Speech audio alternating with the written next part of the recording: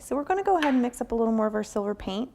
And all I'm going to do is put some of our silver powder in the bottom of our little ramekin, and then I'm going to very slowly, very carefully add our clear extract or alcohol to it, because a little bit goes a long way, and you don't want it to be too overly runny.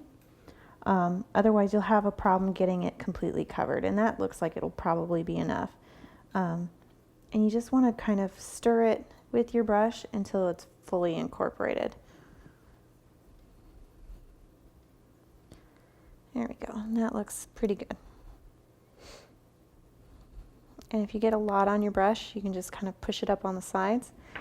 And taking your paint off the sides is actually one of the best places to get it from, because if you do get a little too much liquid down in the bottom, it has a chance to kind of evaporate up off the sides, so it'll be a little thicker if you get it from there. So all we're going to do is just very carefully, you just want to paint the top of first your symbol, and we're going to do this the exact same way for not only our symbol but all our little sequins and then our stripes. Oops. Now if you get a little on the blue, which is what I just did,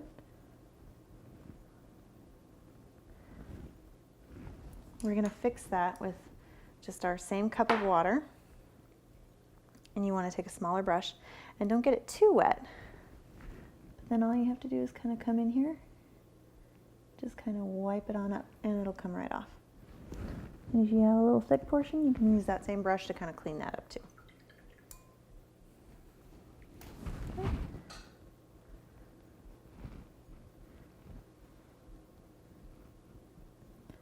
All right.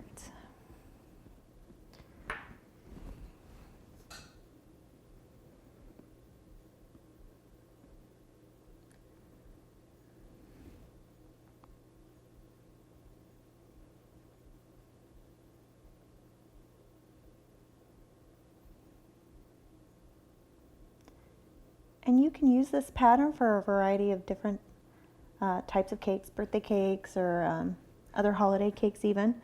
It's just a fun, very kind of celebratory pattern.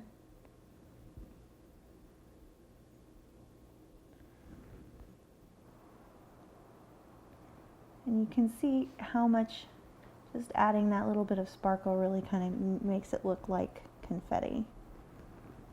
All right. We have our last little confetti done, and we're going to go ahead and do our stripes. Just want to make sure you get that nice clean edge on the top where it meets that middle tier.